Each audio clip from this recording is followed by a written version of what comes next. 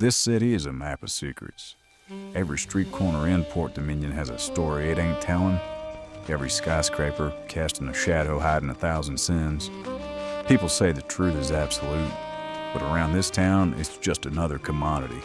Gets bought, sold, twisted into whatever shape the highest bidder wants it to. My name is Jack Stone. Some people call me Silas, but I ain't fond of it.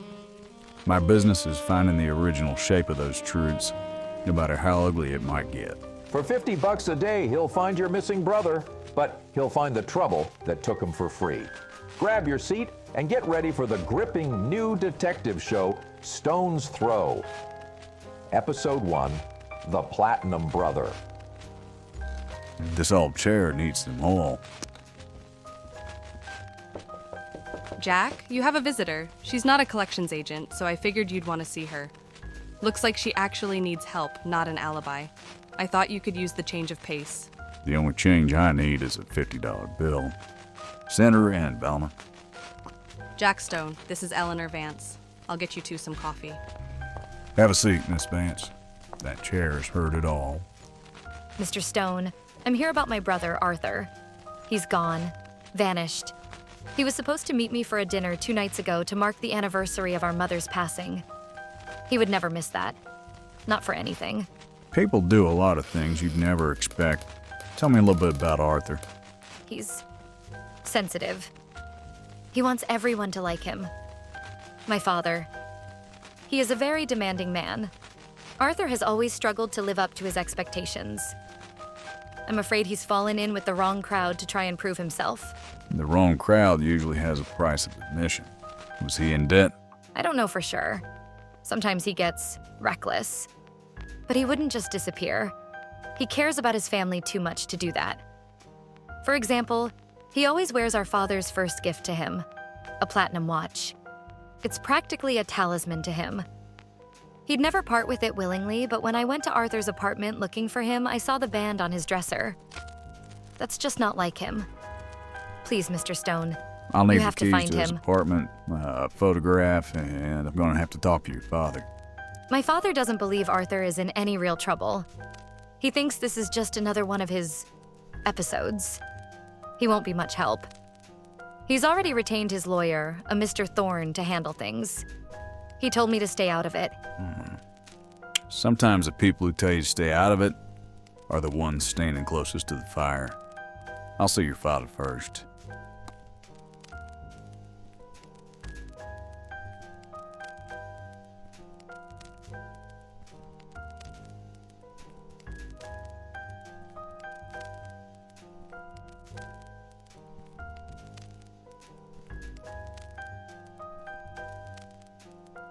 The Vance estate wasn't a house. It was a fortress of wealth over on the green side of town. The kind of place where silence is so heavy you can feel it pressing down on you. But I'm not here to see the grounds. I need to talk to the king of the castle. Good morning, sir. I'm Harrison Vance, and you're the private detective my daughter hired. Stone, is it? You're wasting your time and our money. Your son is missing, Mr. Vance. I would think that would be some kind of concern. My son is an embarrassment. He is a weak-willed boy who surrounds himself with sycophants and gamblers. This is not a disappearance. It is a tantrum.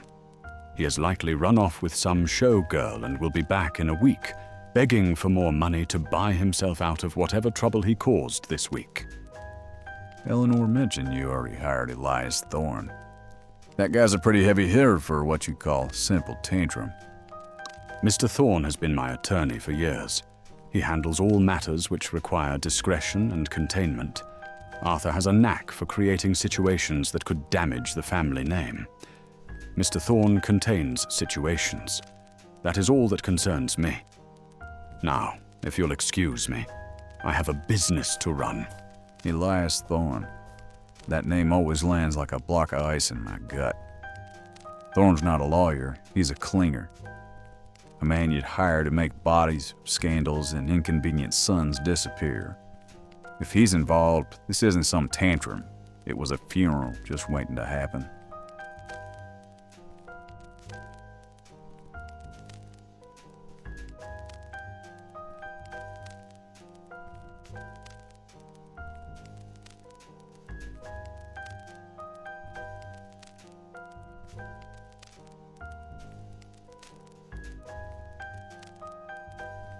I drove to Arthur's apartment and found it cold and impersonal. No signs of a struggle, no missing suitcases, no half-packed bags. But there was the watch band Eleanor mentioned. Now, I've learned that a man always leaves traces of his vices. In a desk drawer under a stack of unpaid club dues, I found a racing form from the track over at Santa Anita. And on the vanity, a single long silk glove. It smelled of gardenias and trouble. There's no pawn tickets, no empty liquor bottles. This kid was covering his tracks. But a man who needs fast cash always winds up in the same place in his town, Mabelev's.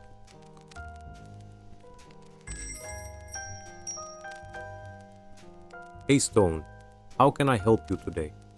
Mabelev, good to see you still upright. I'm looking for some information. Young man, probably in a hurry. Might have sold a platinum watch.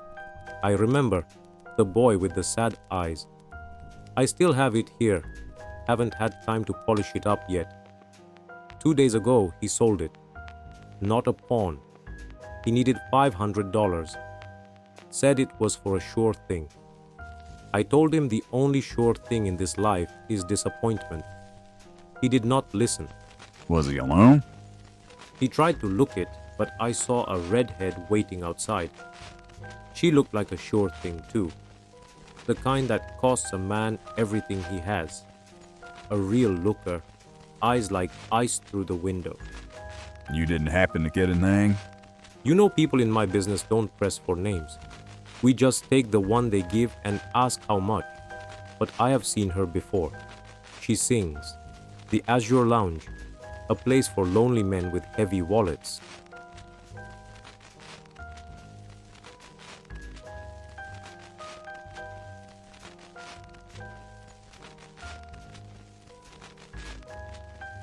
The Azure Lounge was just a step up from a dive. Kind of place where lonely men come to drink and dream.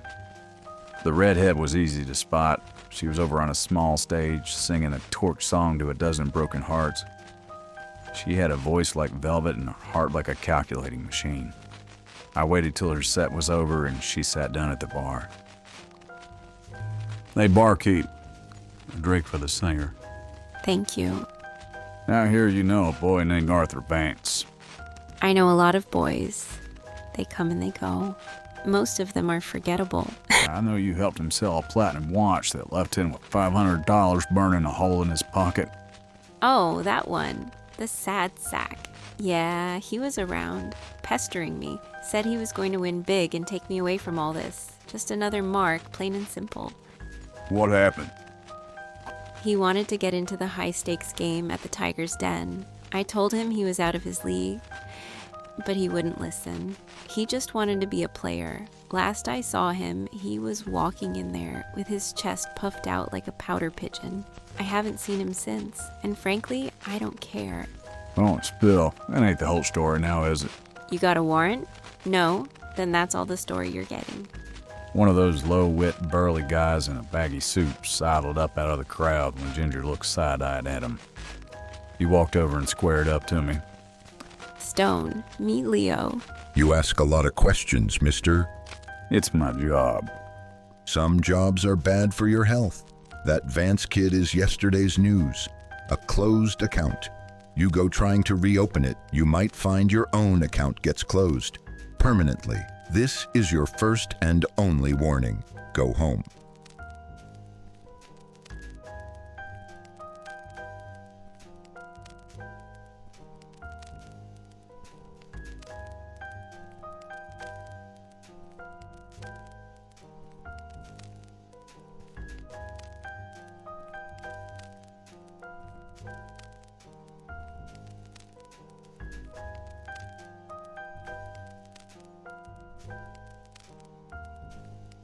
I left. That wasn't a threat. It was a promise.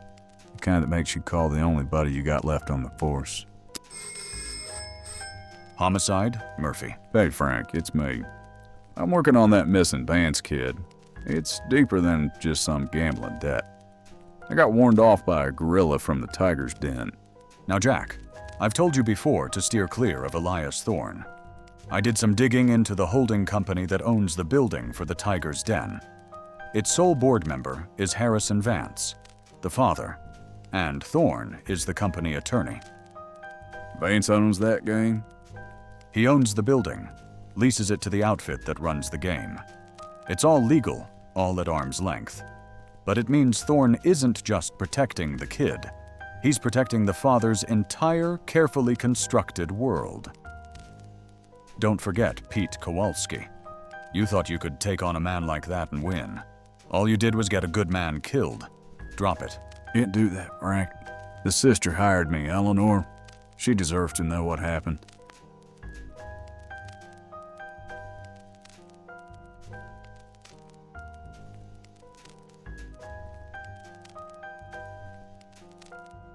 Knowing won't bring him back if he's already gone. Don't be a fool twice.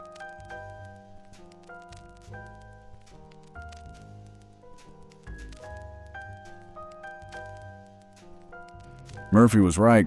I was being a fool, but there was a piece missing. Why would Vance's own people snatch his son?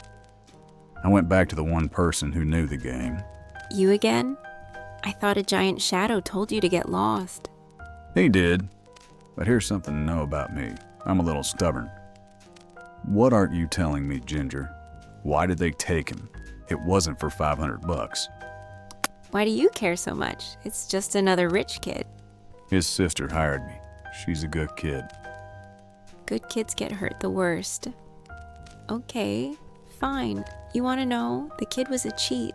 He brought in a marked deck. He wasn't just losing money, he was trying to swindle the house. In that world, that's worse than murder. They made an example of him. Now you know. Go away. It's not worth your neck. Oh, a cheat. That was the missing piece. The ultimate shame for a man like Harrison Vance, and the ultimate leverage for me.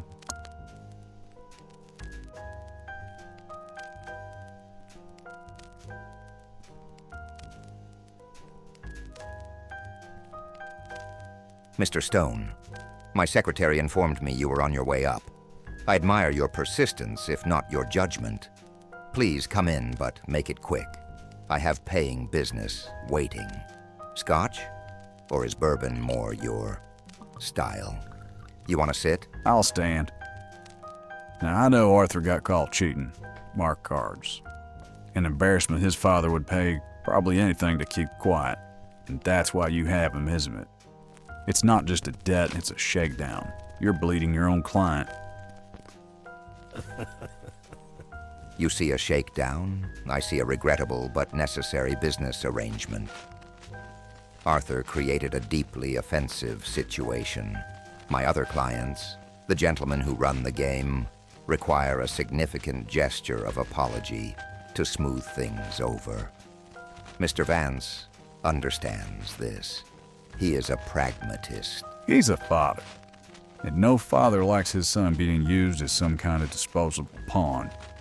Let him go, Thorne. Or what? You'll go to the papers? They won't print it.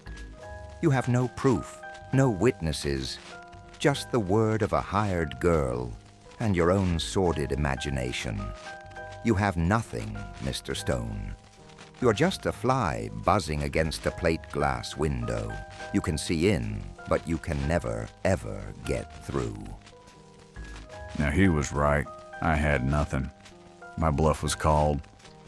He was sitting there gloating and flipped over a page from a stack on his desk like he was working.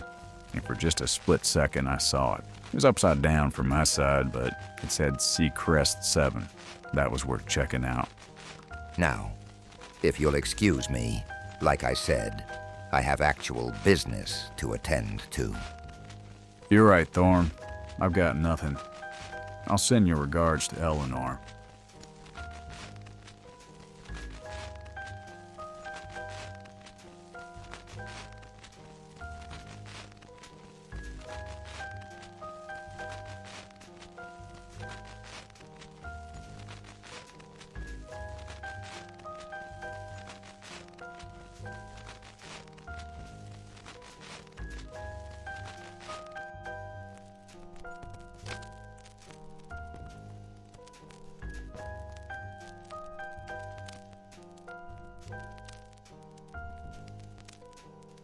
Port Dominion's waterfront at night is a city of ghosts. The skeletons of forgotten ships, the groan of rotting wood. Seacrest Warehouse Number 7 stood at the end of a decaying pier, dark and silent. A perfect place to store things you never wanted found. I picked a lock on a side door in the back and slipped in. The air inside was thick with the smell of stale salt water and burlap. Moonlight cut through the grime on the high windows, illuminating mountains of crates and shadows that danced around like devils.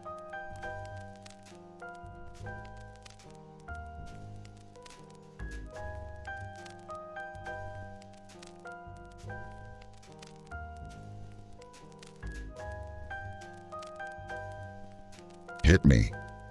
You're bust again, Leo. You play cards like a farmer. Shut up and deal. I moved through the maze of crates, my heart keeping time with the shuffling cards, and then I saw him, Arthur Vance, tied to a chair, a gag in his mouth, his eyes wide with terror.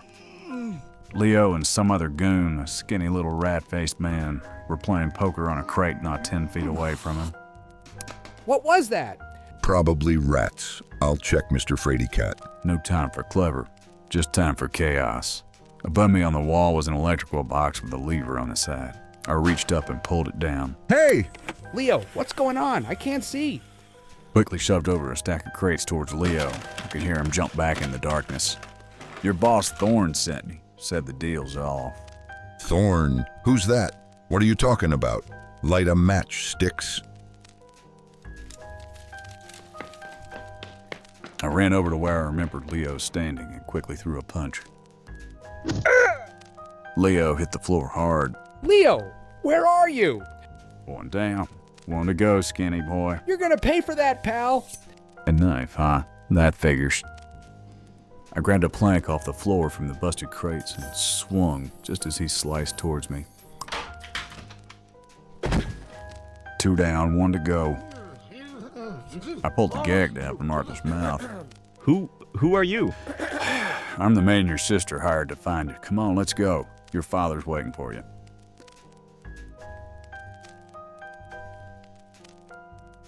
What is the meaning of this? Your property has been recovered. I stepped aside to reveal Arthur to his father. Father, I'm sorry. I don't know what to say. Arthur, my boy, are you all right? What did they do to you? The door off the main hall flung open, and an irate Elias Thorne burst from it. Stone, I should have known. What have you done? You've ruined a perfectly delicate A negotiation. negotiation? Elias, I see my son, bruised and terrified. You told me he would be kept safely. You told me this was a business matter to contain his foolishness. You didn't tell me you were letting animals tie him up and abuse him. He was being handled. This is how these things are done, Harrison. A world you pay me very well to keep you insulated from. This detective has jeopardized everything. He has brought my son home. You brought me invoices. There is a difference. This is my son, Elias. Not an asset. Not a line item. My son. Our association is terminated. Get out of my house. Thorne flung open the front door and laughed, but not before giving me a glare and a snarl. I was wrong. About you. About everything. I owe you a great debt, Mr. Stone. Your daughter already paid my fee. $50. That is insufficient. I will have a check for $10,000 sent to your office. Keep it. I may need your help sometime. Just be a father to your son. That's worth a lot more.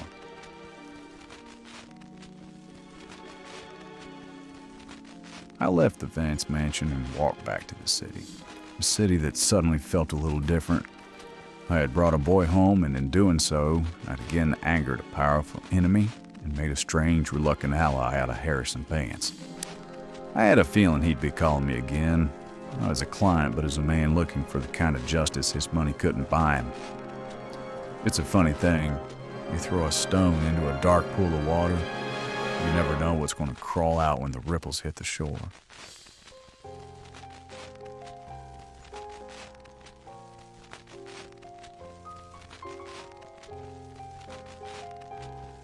The tide usually dredges up secrets, but this time it brought in a body. The only clue, a map that some say leads straight to hell. To follow Jack Stone on the hunt, subscribe now so you don't miss the next case, The Devil's Compass.